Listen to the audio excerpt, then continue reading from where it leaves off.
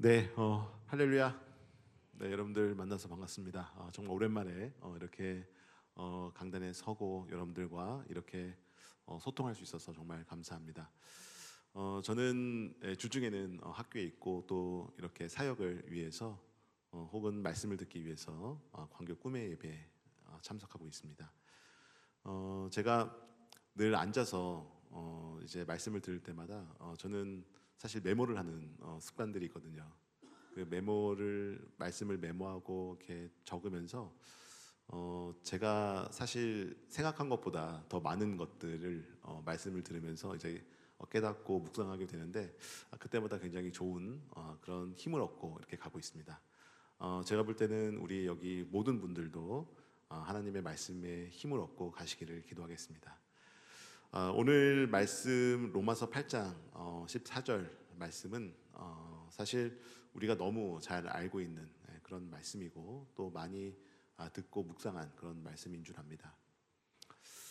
저는 하나님의 자녀라고 하는 제목으로 오늘 이렇게 서게 됐는데 저는 하나님의 자녀라고 하는 것은 과연 뭐냐라는 그런 물음을 요 근래에 살면서 할 수밖에 없었어요. 왜 그러냐면 제가 솔직하게 말씀드리면 제가 이제 보통 잠을 자면서 알람에 의해서 잠을 깨고 또 하루를 시작하게 되는데 내가 하루를 시작하게 되는 원동력을 가만히 생각해 보니까 어떤 목적을 성취하기 위해서 혹은 어떤 목적을 이루기 위해서 아니면 내가 할 일들을 하기 위해서 아니면 어떤 두려움에 의해서 막 일을 하는 경우 막 기상을 해가지고 씩씩하게 나가는 그런 걸 생각하면서 내가 하나님의 자녀라고 하는데 과연 이렇게 삶을 사는 게 맞는 건가? 이게 굉장히 이렇게 현타가 세게 오더라고요. 그래가지고 내가 하나님의 자녀는 과연 뭐고 하나님의 자녀는 어떻게 삶을 살아야 우리가 하나님의 자녀답게 삶을 살까라는 그런 것을 가지고서 함께 묵상을 하고 또 나누려고 이 자리에 섰습니다. 로마서 8장 14절을 보면 무릇 하나님의 영으로 인도함을 받은 사람은 곧 하나님의 아들이라 이렇게 말씀을 하고 있죠. 자, 이 말씀을 잘 들으면 하나님의 영으로 인도함을 받는 사람으로 이렇게 말씀을 하고 있습니다. 이것은 우리가 소위 말하는 세례 받은 사람 혹은 교회 잘 나오는 사람이 하나님의 자녀가 아닌 바로 하나님의 영으로 인도함을 받는 사람이다라는 것을 말씀하고 있습니다. 이것은 단순히 된 사람이 아니라 지금 이 순간도 성령의 인도를 받으며 살아가는 그러한 사람을 하나님의 자녀라고 일컫는다라는 것이죠. 그렇기 때문에 오늘 우리는 하나님의 자녀라는 것을 생각하기 위해서는 나는 지금 무엇에 의해서 살고 있는가? 그 질문이 굉장히 중요하다라고 생각을 합니다. 나는 무엇에 의해서 살고 있는가? 자, 우리가 이제 오늘 이 질문을 함께 생각하면서 하나님의 자녀라고 하는 것은 과연 어떻게 되고 시작되는가? 거기에 대해서 이제 우리가 처음 말씀을 나누려고 합니다. 요한복음 1장 12절을 보면요, 이런 말씀이 있어요. 영접하는 자 곧 그 이름을 믿는 자들에게는 하나님의 자녀가 되는 권세를 주셨으니. 그러니까 우리가 예수 그리스도를 믿고 영접을 하면 하나님의 자녀가 되는 권세를 주셨다라고 말씀을 하고 있습니다. 여기서 이 권세라고 하는 것은요, 헬라어로 엑소시아라고 하는 뜻을 갖고 있는데 이것은 우리가 스스로 얻을 수 있다라는 뜻이 아닙니다. 이건 뭐냐면 주어지는 것, 즉 선물이라고 하는 뜻이에요. 선물. 하나님의 권세는 우리에게 선물로 주신 것이다 라는 것이죠. 이게 에베소서 2장 8절 말씀을 보면 좀 더 명확하게 그 뜻을 이야기하고 있습니다. 너희는 그 은혜에 의하여 믿음으로 말미암아 구원을 받았으니 이것은 너희에게서 난 것이 아니요 하나님의 선물이라. 자, 그래서 하나님의 자녀가 되었다라고 하는 것은 우리가 이루고 우리가 뭔가의 노력에 의해서 되었다라고 하는 말씀이 아닙니다.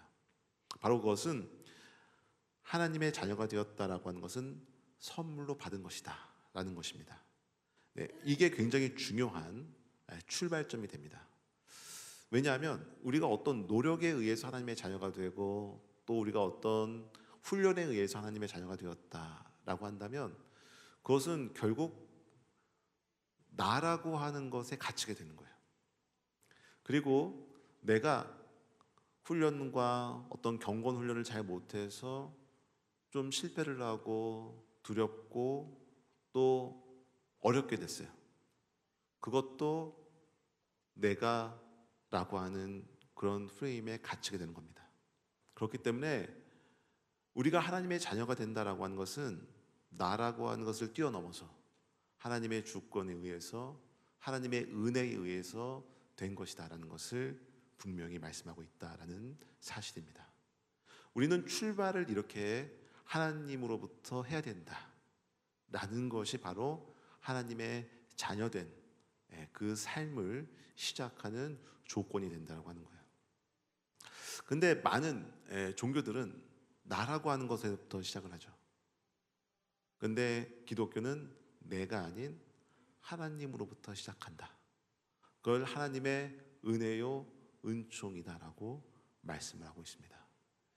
여러분, 오늘 이렇게 우리가 교회에 스스로 걸어서 온 것 같죠?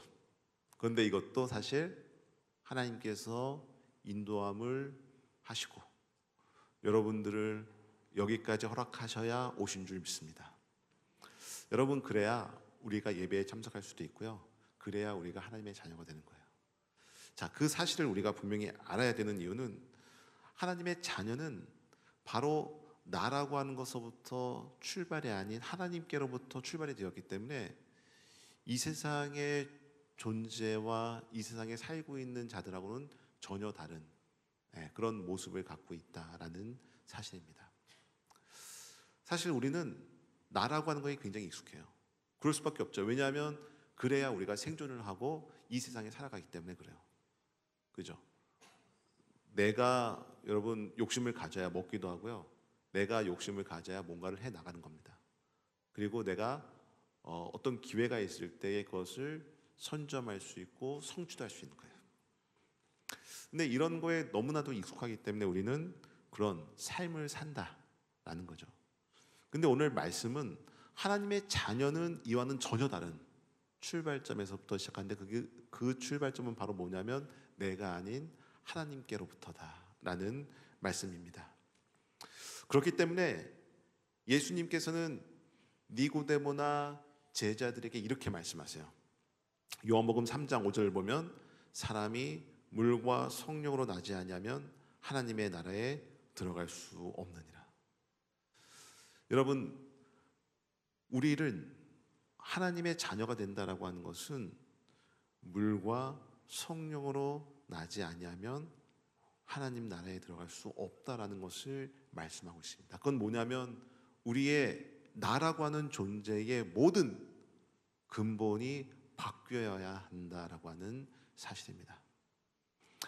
여기서 나지 아니하면이라고 하는 말에 우리가 주목해야 되는데 그건 바로 어떤 뜻이냐면 다시 태어난다는 거예요. 우리가 뭐 어떤 건물을 리모델링 한다 그러면 안에를 좀 헐고 다시 이렇게 바꾸는 그런 경우가 있는데 그 정도가 아니라 아예 뼈대부터 다시 바꿔야 된다라는 말씀입니다. 그렇기 때문에 성령의 새롭게 하심이다라고 하는 것은 하나님의 말씀 가운데에 늘 존재하고 있는데 우리를 구원하시는 것도 그의 긍휼하심, 하나님의 긍휼하심을 따라 중생의 씻음과 성령의 새롭게 하심으로 우리를 씻었다라고 말씀을 하고 있는 것입니다. 여기서 새롭게 하셨다라고 하는 것은 완전히 새로운 본질로 다시 태어나게 하셨다라고 하는 말씀이에요. 우리를 완전히 새로운 본질로 다시 태어나게 하셨다라고 하는 말씀입니다. 그래서 하나님의 자녀는 어떤 신분, 달라짐 그 정도가 아니라 뭐냐면 완전히 다르게 태어난 존재다라고 하는 것입니다. 우리가 하나님의 자녀라고 불릴 수 있는 그것은 바로 우리의 무언가가 완전히 달라졌기 때문이다라는 거예요. 그것은 바로 뭐냐면 나를 중심으로 하는 세계가 아니라 하나님 중심의, 그 다음에 내가 아닌 세상을 향해 있는 관점으로 바뀌는 존재라고 하는 뜻입니다. 그럼 여러분, 이 변화의 주체에는, 이 변화의 중심에는 우리의 의지가 있는 것이 아니죠. 바로 하나님의 의지가 있고 하나님의 은혜가 그 안에 있다라고 하는 사실입니다. 그래서 우리가 오늘 말씀처럼 하나님의 영으로 우리의 삶을 인도받는 사람, 성령께서 우리의 삶을 인도해 주시는 것은 어떤 의미냐면 우리의 삶의 중심이 바뀐다라고 하는 뜻이에요. 로마서 8장 9절, 만일 너희 속에 하나님의 영이 거하시면 너희가 육신에 있지 아니하고 영에 있나니 누구든지 그리스도의 영이 없으면 그리스도의 사람이 아니라. 이 구절은 매우 강력한 말씀입니다. 왜냐하면 하나님의 영, 즉 성령이 없으면 그 사람은 그리스도인이 아니다 라고 말씀을 하고 있는 거예요. 그래서 고린도전서를 우리가 쭉 봐도 이런 말씀이 있죠.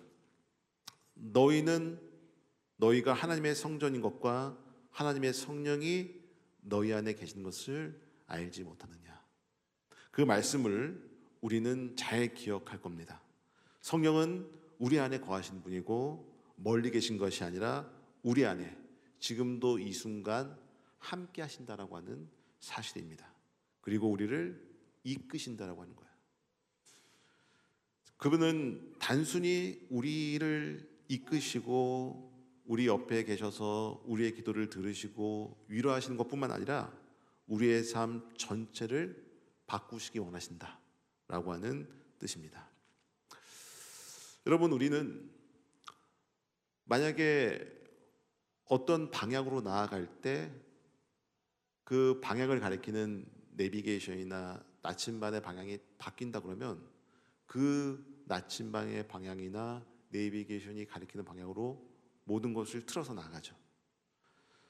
바로 이와 같이 성령이 우리를 인도해 주신다라고 하는 것은 우리가 어떤 목적을 향해서 나아가는 방향 전체가 달라지는 것을 의미하고 있습니다.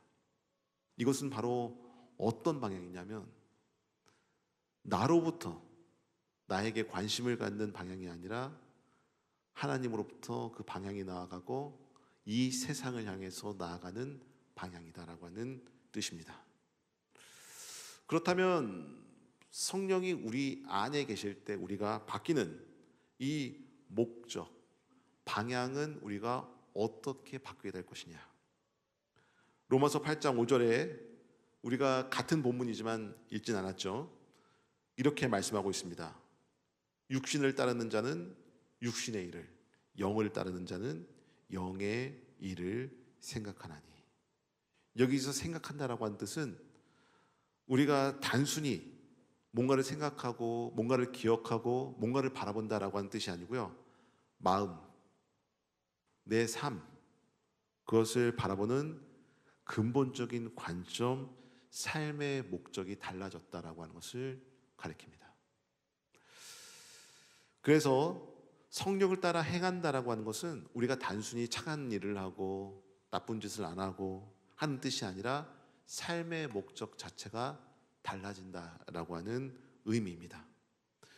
이것은 제가 앞서 시작에서도 이야기했지만 내가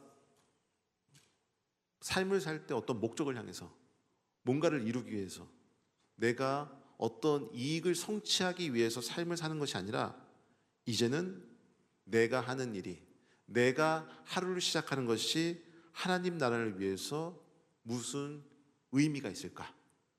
라는 삶의 목적과 방향으로 전체가 바뀐다라고 하는 뜻이에요. 제가 왜 이런 것들이 중요한가?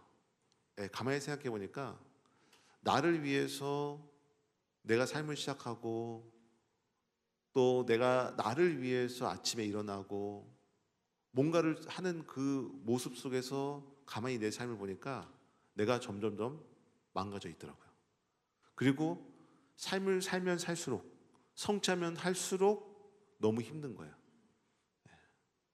그런데 내가 이런 삶을 사는 것이 아니라 내 삶의 목적에 그분의 뜻을 이루는 거고, 그분의 뜻을 이루는 것에 우리가 초점을 맞춰서 나간다면 굉장히 좋지 않을까라는 생각을 하면서 나의 삶의 목적과 방향을 바꾸기 시작했어요. 제가 학교에 있다 보니까 연구를 하잖아요. 근데 교수들은 막 뭐 여러분들도 마찬가지지만 연구 실적 같은 거를 막 많이 쌓아야 나중에 뭐 승진도 하고 연구비도 많이 타고 그러잖아요. 그래서 저는 연구 실적을 어떻게 하면 많이 쌓을까? 그래서 이제 막 그런 생각들을 하게 되고 AI를 어떻게 활용할까? 이런 생각을 하면서 그런 거에 막 그 어떤 내 어떤 성과를 드러내는 거에 되게 초점을 맞추면서 삶을 계속 많이 살았었습니다. 이제 그러다 보니까 삶이 되게 빡빡한 거예요. 다른 사람도 더 잘해야 되고, 다른 사람이 못하는 걸 내가 또 해야 되고, 다른 사람들은 다 경쟁자로 보이고, 이런 아이디어가 있으면 내 목적에 다 이렇게 갈 수 있게 다 방향을 맞추고 방법을 맞추고 그렇게 했거든요. 근데 제가 이제 연구를 하다가 어느 날 그 선교사 서신들을 쭉 보게 됐습니다. 저는 이제 역사신학이라서 선교사 서신들 자료들을 많이 보거든요.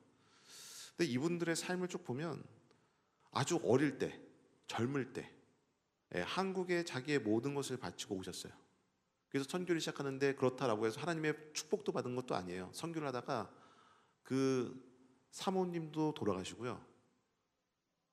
다시 재혼해서 결혼하시고 아기를 낳았는데 첫째 아들도 죽으시고, 두 번째 아들, 두 번째 자녀들이 계속 태어나면서 굉장히 힘겹게 삶을 살아가는 것을 봤습니다. 그리고 나중에는 일제강점기 말기가 되니까 그때 태평양 전쟁이 나면서 한국에 있던 서양 사람들 다 내쫓았어요. 왜냐하면 미국은 그때 일제 제국의 스파이다. 그래서 미국을 적국으로 간주하고 거기서 나온 사람들 다 내쫓은 거예요. 그러니까 자기가 평생 읽었던 선교의 열매들을 다 버리고 갈 수밖에 없던 거예요. 거기서도 배신을 당합니다. 아니, 이런 분을 하나님의 뜻을 이루고자 이렇게 자기가 희생하면서 삶을 사셨는데 이 땅 가운데서 일구고 또 결실 맺은 것을 다 두고 또 가셔야 되는 거예요. 근데 그분의 삶을 쭉 보니까 그분께서 희생하신 그 모든 것들이 제게는 너무 뭉클하고 감동으로 오더라고요. 그렇게 한국인들을 위해서, 한국인들을 가르치기 위해서 선교 본부에 쓴 편지가 수천 통이고 수만 통이 되는 거예요. 저는 그걸 보면서 뭐가 이렇게 이분의 삶을 이끌었는가. 그래서 그분을 또 연관하고 어떤 광성중고등학교에서 돈도 주고 해서 그분을 연구하기 위해서, 그분의 자료를 발굴하기 위해서 그 현장에도 갔었어요. 그러니까 그 현장에 제가 가면서 매일마다 울었습니다. 진짜 이분께서 이렇게 삶을 사셨고 나중에는 한국을 위해서 오셨는데 그렇게 한국인들을 섬기기 위해서 희생하신 그 모습 때문에 그걸 생각하니까 너무 가슴이 뭉클한 거예요. 나중에 이분께서 하신 일들과 모든 것들은 한국 사람들 기억 속에서 지워지고 없어졌지만 이분이 남기신 서신과 자료들은 그대로 수장고 안에 잠들어 있던 거예요. 이걸 발굴하고 드러내니까 너무 감사한 거죠. 제가 그때부터 이분은 이렇게 삶을 살았는데 나하고 비교하니까 너무 내가 초라하더라고요. 내가 신학자로서 혹은 목사로서 이렇게 말씀도 전하고 강단을 선다라고 했는데 너무 차이가 나는 거예요. 같은 나이대 같은 연역을 보니까 나는 막 이렇게 글 쓰냐고 바쁘고 이분은 한국인들을 위해서 자신의 삶을 희생 하느냐고 너무 바쁘신 거예요. 그러니까 막 1년에 걸어서 이동하는 거리가 수십 킬로, 수백 킬로가 되는 거예요. 무엇이 이분의 삶을 이렇게 이끌었는가? 그래서 이분께서 우리에게 주시는 말씀, 이분께서 남기신 그 자료에서 우리에게 주시는 말씀은 무엇인가? 그것은 우리가 우리의 욕심대로 삶을 사는 것이 아니라 다른 사람을 위해서 하나님의 자녀답게 삶을 사는 것이 우리 사회를 아름답게 만들고 우리가 하나님의 자녀답게 삶을 사는 거다. 근데 제가 그거를 나중에 와서 쭉 보니까요, 이분께서 그렇게 섬기면서 희생하신 그분의 이름이 존 무어 선교사였습니다. 평양에 40년 동안 선교를 하셨던, 이름도 빛도 없이 헌신하셨던 그 이름.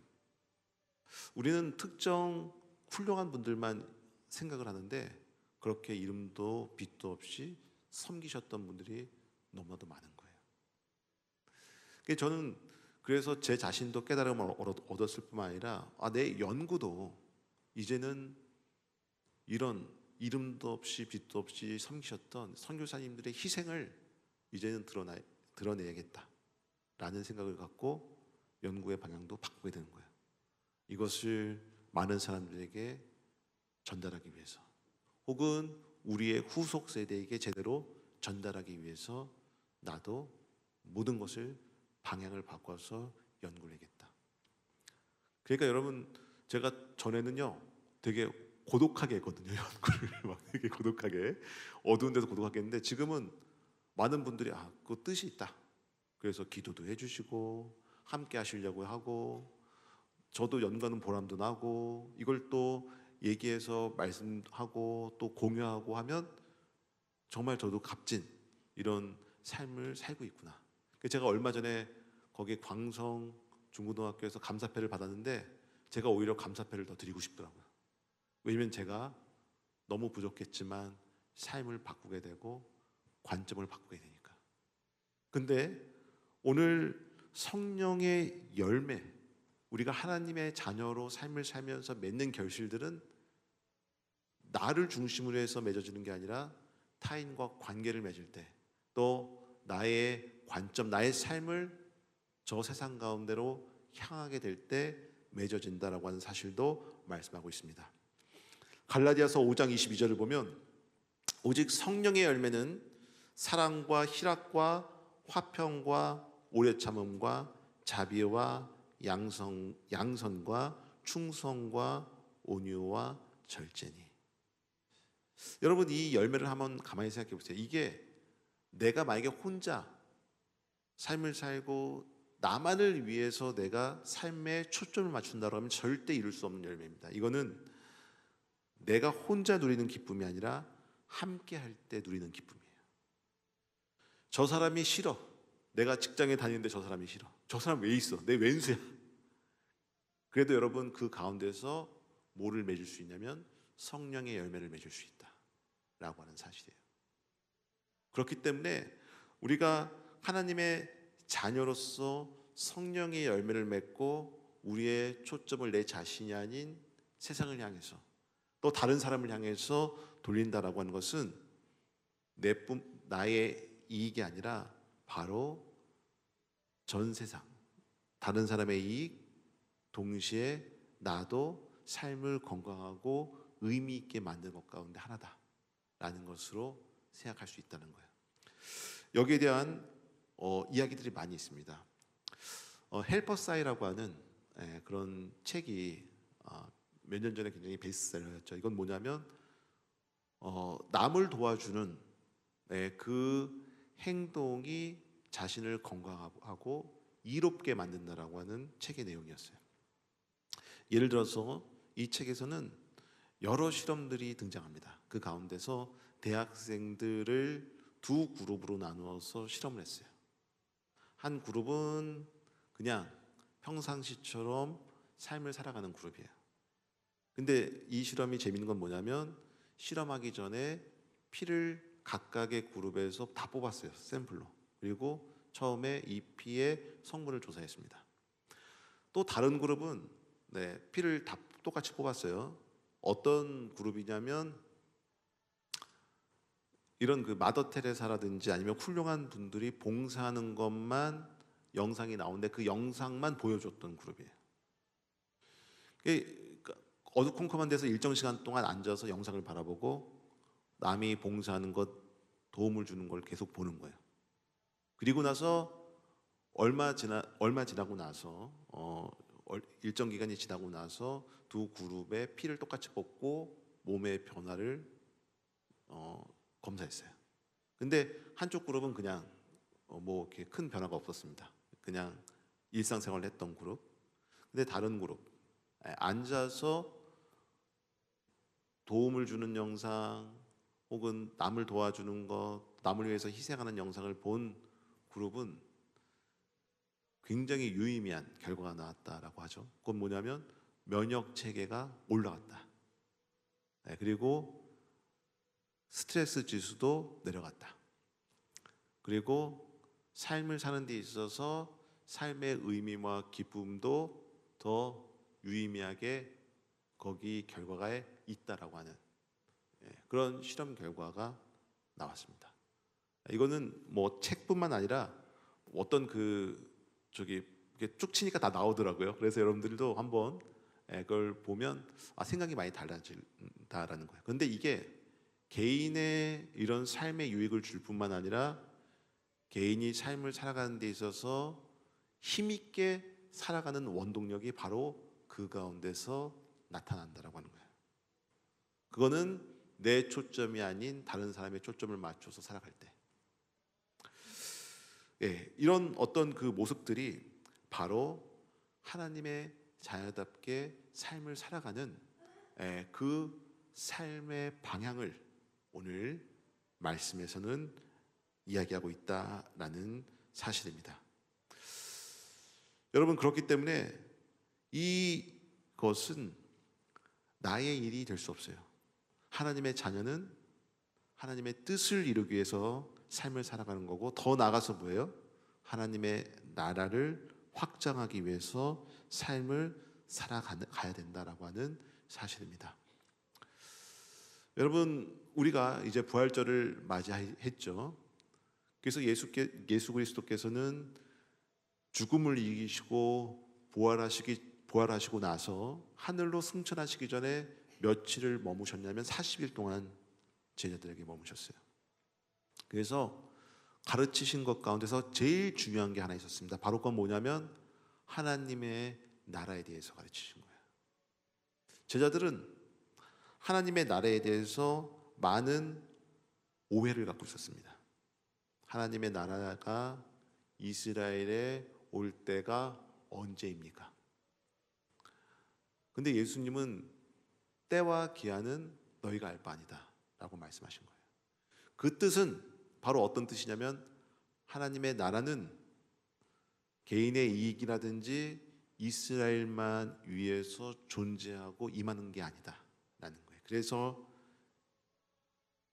예수 그리스도께서는 이렇게 말씀하셨습니다. 성령이 너희에게 임하시면 너희가 권능을 받고 예루살렘과 온 유대와 사마리아와 땅끝까지 이르러 내 증인이 되리라. 여러분, 하나님은 우리가 땅끝까지 이르러 갈 때 하나님의 자녀답게 우리에게 능력을 주신다는 거예요. 나의 삶의 방향이 전환될 때, 내가 아닌 세상을 향해서 기도할 때 그 능력은 나만을 위한 능력이 아니라 세상을 구하는 능력으로 더 큰 권능을 받는다라는 사실입니다.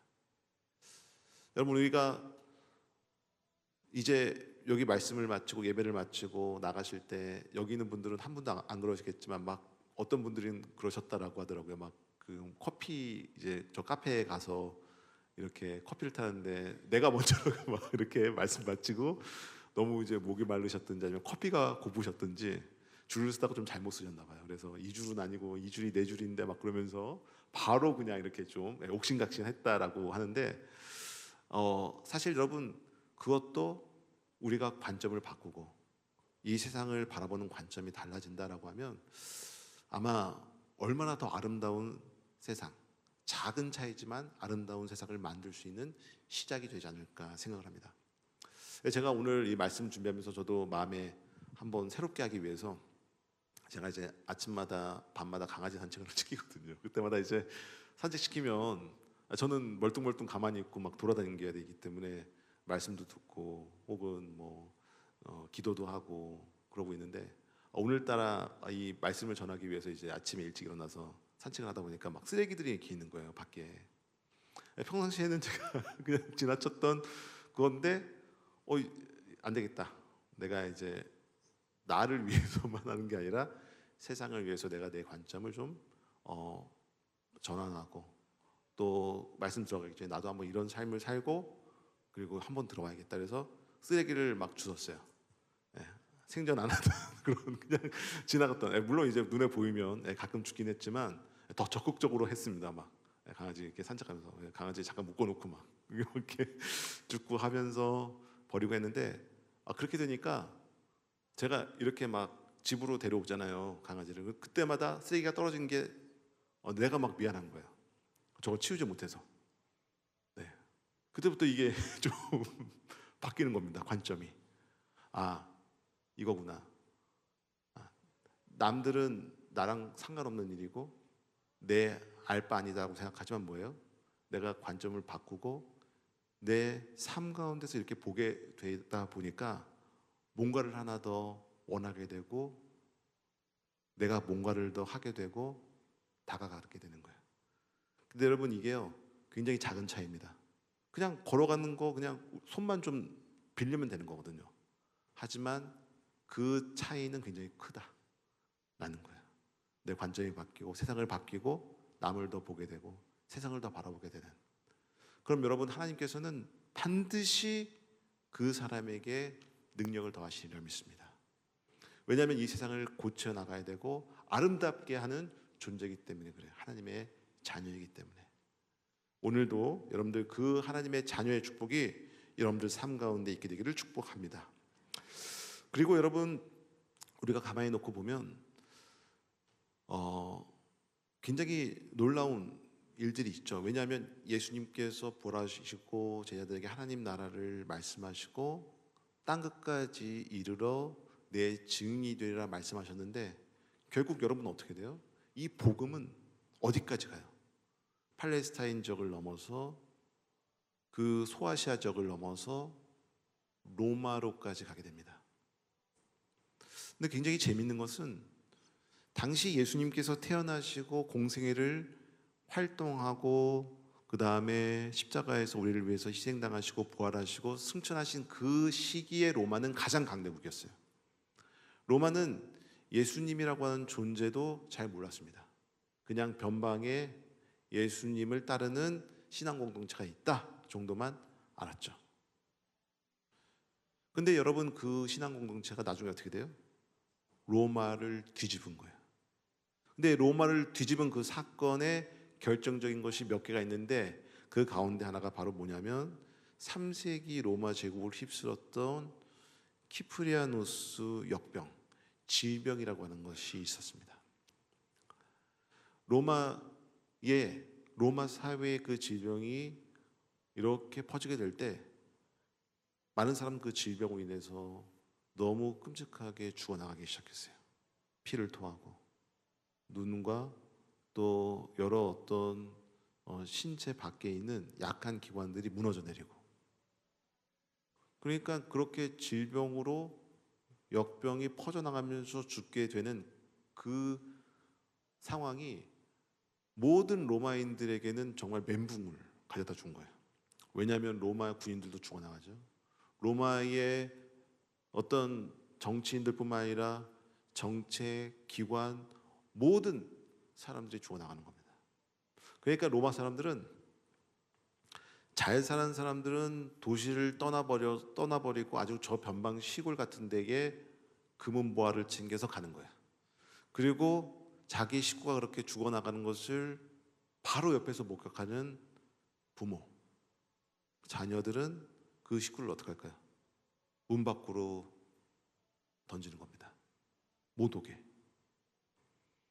그리고서 그 도시를 다 버리고 로마 사람들은 떠났어요.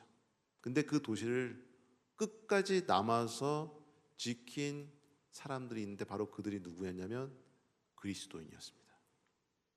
사람이 죽어있는 시신을 보고 장례를 치러주고 아파서 쓰러져 있는 사람들에게 물을 주고 빵을 주고, 여러분 생각하기에 우리가 상식적으로 생각한다 그래도요, 그냥 버려둔 사람하고 물과 빵을 주고 보호해준 사람하고 누가 더 치유가 빠르겠어요? 케어해준 사람들이 더 빠를 거 아니에요. 그죠? 먹을 것도 주고 물도 주고 한 사람. 근데 그때 기독교인들은 왜 그렇게 했을까? 그것은 하나님은 이 모든 질병을 이기시는 능력이 계시다. 하나님께서는 이 모든 환경을 바꾸실 수 있는 능력이 있다. 그래서 우리는 하나님의 자녀답게 이곳에 있어서 끝까지 세상을 책임지자라고 하는 하나님의 자녀의 관점을 가지고 그 자리에 머물렀던 거예요. 그 후에 여러분 로마 사회는 전혀 다른 생각을 갖게 됐습니다. 그렇게 혐오했던, 그렇게 박해를 했던 대상이 기독교인이었는데 병을 치유받고 나음받은 이들, 로마인들이 기독교인들의 보살핌을 받으면서 전혀 다른 관점으로 기독교인들을 증거하기 시작했어요. 저 사람들은 우리가 생각하는 그런 사람들이 아니다. 저 사람들이야말로 우리 로마가 갖고 있는 경제, 종교, 철학을 뛰어넘는 이들이다. 여러분, 그 후에 기독교가 어떻게 됐을까요? 기독교는 그 하나님의 자녀라고 하는 그 관점, 그 사랑으로 로마를 정복하고 이긴 거예요. 그래서 기독교가 나중엔 로마의 국교가 될 뿐만 아니라 유럽 전 세계에 걸쳐서 유럽을 뒤집은 기독교가 되었던 겁니다. 여러분, 우리는 하나님의 자녀라고 해서 그 권세를 가지고 우리가 권세를 사용할 수 있는 그런 능력을 갖고 있지만 그 권세가, 그 능력이 우리 삶 가운데서 더 좋은 결실을 맺고 나타나고 더 큰 권능이 되기 위해서는 우리가 내 자신에게 초점을 맞추는 것이 아니라 뭐예요? 세상을 향해서 기도하고 나아가게 될 때 그 능력이 우리에게 있으리라 믿습니다. 그래서 하나님의 자녀는 방향이다. 여러분, 오늘 말씀, 무릇 하나님의 영으로 인도함을 받는 사람은 곧 하나님의 아들이라. 우리가 하나님의 자녀됨은 은혜로 시작된다. 우리가 만든 것이 아니다. 하나님께로부터 시작되고 우리는 그렇기 때문에 우리의 삶의 방향은 바로 우리 안에 내주하시는 성령의 인도함을 받으며 나아가는 것이고 세상을 향해 나아가는 것이다라는 것을 말씀하고 있습니다. 오늘 여러분들 말씀 가운데에 하나님의 은혜가 함께 하시기를 기도하겠습니다. 함께 기도하시겠습니다. 하나님 감사합니다. 오늘 우리가 말씀 앞에 서 있습니다. 우리는 스스로 하나님의 자녀라고 말하면서도 얼마나 자주 나 자신만을 위해 살아왔는지 돌아보게 됩니다. 성령님, 오늘 우리 이 자리에서 우리의 방향을 다시 잡아 주옵소서. 나 중심의 삶에서 하나님 나라 중심의 삶으로 우리를 이끌어 주옵소서. 우리가 살아가는 우리의 삶의 자리에서 우리의 일터, 가정, 공동체에서 성령의 인도를 받는 하나님의 자녀로 살아갈 수 있도록 우리를 이끌어 주옵소서. 우리의 삶을 통해 오늘도 하나님의 나라, 하나님의 영광이 있기를 원합니다. 예수 그리스도 이름으로 간절히 기도하였습니다. 아멘.